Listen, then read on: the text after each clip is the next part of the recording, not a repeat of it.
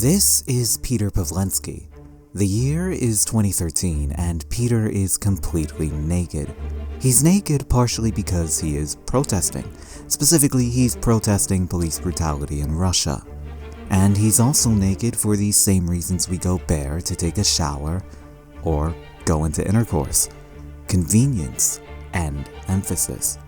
Because Peter isn't just naked, he also has a nail, driven right through his privates. I'll give you some time to recover, I feel like you really need it. It'll make you hold your nuts and just rub your nuts so bad. So, I think we can all agree that purposefully driving a nail right through your own phallus is quite a big life decision. But the interesting thing about this is that this isn't even Peter's first rodeo. I mean, this is his first time nailing his Johnson, but he's also been publicly nude before. And aside from wrestling with nails, he's also wrestled with barbed wire, and would eventually set things on fire. And while I'm pretty sure he doesn't know who Mick Foley is, I'm also pretty sure you don't know who Peter is, so let's change that. Pyotr Andreyevich Pawlenski was born on March 8, 1984, in Leningrad, what is now St. Petersburg. Now, according to this New York Times article, he was an only child. His mother was a nurse, and his father, well, he drank himself to death.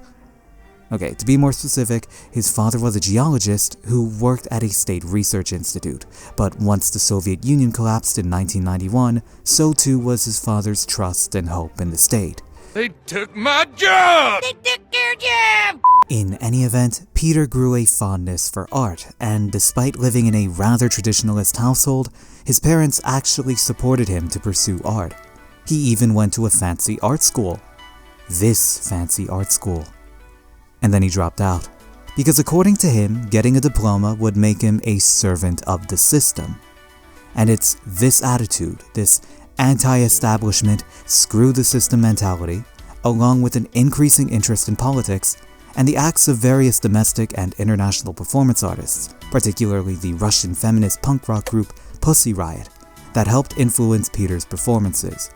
It was Pussy Riot's protest inside Moscow's Cathedral of Christ the Savior, punk prayer, and the resulting aftermath of said protest that ultimately formed the basis for Peter's first notable act.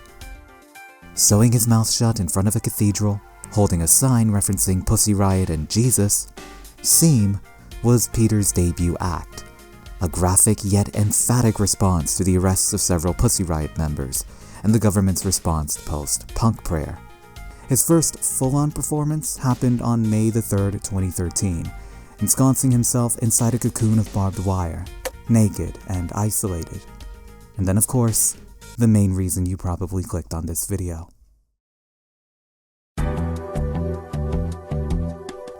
On November the 10th, 2013, on a gray, chilly afternoon at Moscow's Red Square, Peter strips bare, sits down on the cobblestone, and stays there.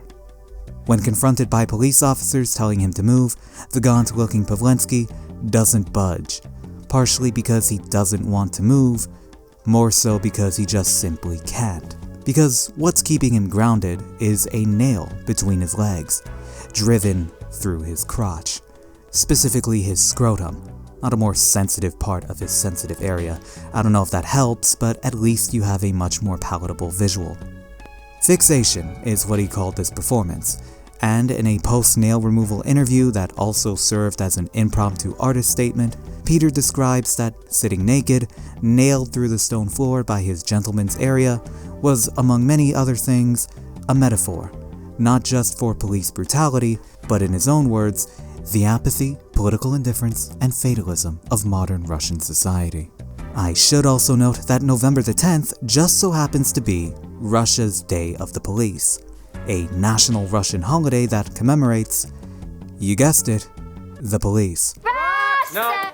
Now, obviously when you see a naked guy out on the street, the natural human response is to shove a pocket camera right up one's nailed pocket rocket. And that's exactly what happens. I mean, you know you made it big when you've reached the depths of World Star, in its prime no less. And as a result, the response to fixation varied greatly from person to person. art critics praised Peter's performance. One of them stated that it was a message to society, even comparing fixation with the act of self-immolation. One other critic said it was an assault on the stasis that gripped contemporary Russia. With a nail, a hammer, and a naked body, Pavlensky symbolized Russian society's impotence. At the same time, he reveals its potential power. I did, however, find one comment about his work that was in a much more neutral tone. In my humble and highly unprofessional opinion, this type of violent and self-mutilating body art had been extensively explored in various forms by members of the Viennese Actionism movement back in the 1960s. On the other hand, since Pavlensky is an artist, I fully respect his right to self-expression, but I wouldn't expect Russian authorities to share my feelings. Probably they'll now try to either lock him up in a court-ordered madhouse or jail him for obstruction of public order. Either course of action is quite stupid, but then who said that our authorities were smart in their treatment of protesters and nonconformist artists? Again, not overtly positive, but rather sympathetic. Meanwhile, the reactions from the general public and the internet ranged from being snarky to what you'd come to expect. Tomorrow, I'm going to Red Square and I am going to nail my nuts to the ground. This is the third video I'm making in the past 2 weeks about a man's genitalia getting damaged. But don't, why we, Lord Jesus, for political reasons. I can't believe he did this shit. This made me actually hold my nuts and just rub my nuts. I told my nuts and my penis, I said, I loved you.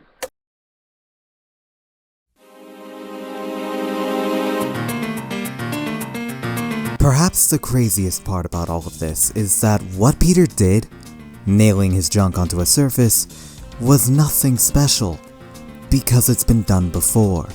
Predating fixation by 24 years, in 1989, Bob Flanagan, an American performance artist, nailed his own member onto a piece of wood, whilst also cracking jokes and singing the perfect song for the occasion, If I Had a Hammer.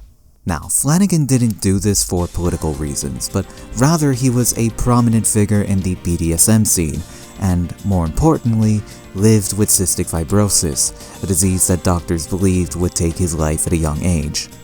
Like all great doctors, they were wrong, and Flanagan lived way above expectations. He took his pain, either self-induced or CF-induced, and laughed in its face. Why wouldn't he? It's not like it would get any worse.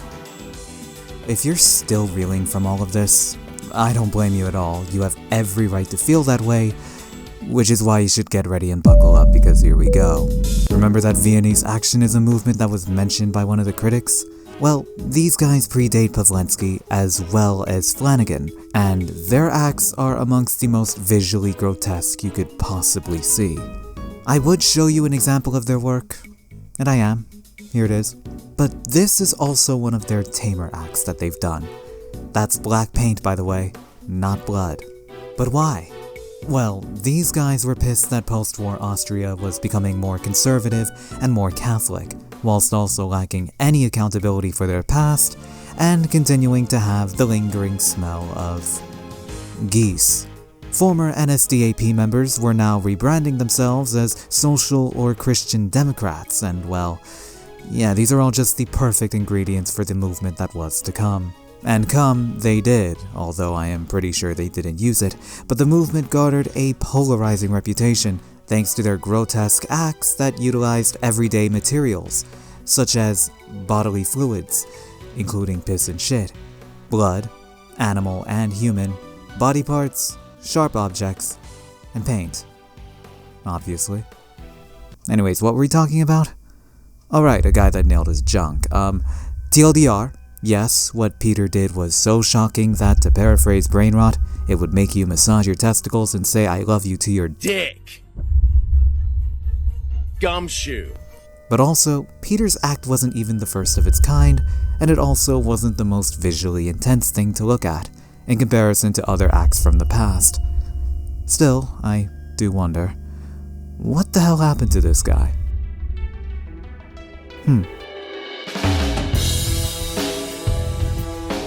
Peter would eventually get removed from his position.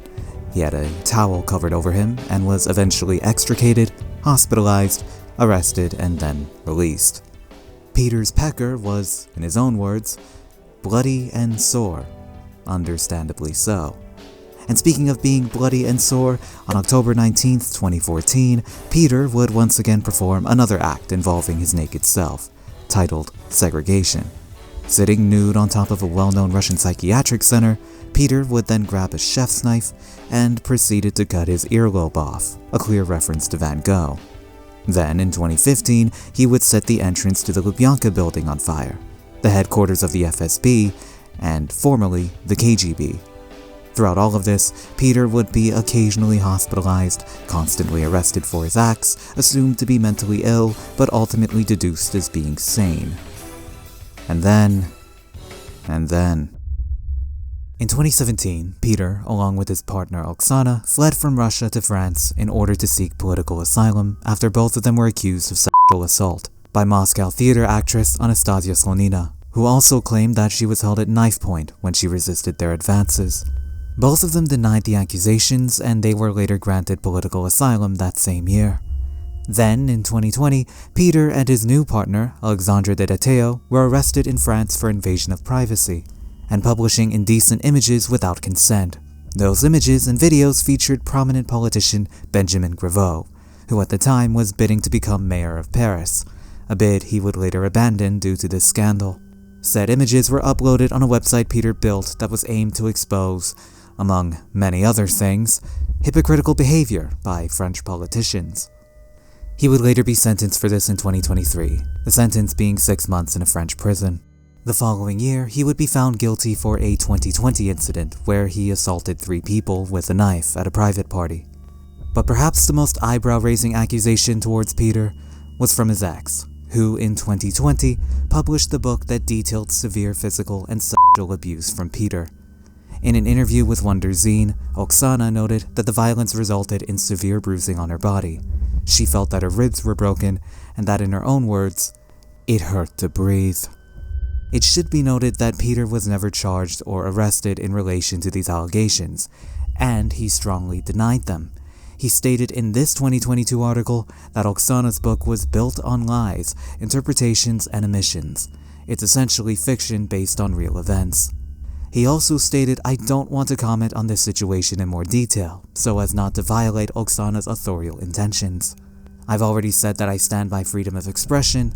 This is how her fiction turned out, adjusted to the demands of the contemporary marketplace, which is evident from the text." Still, his ever-growing rap sheet, which involved an act in 2017 where he set a building on fire, this time in France, was enough for French authorities to revoke his asylum status this year.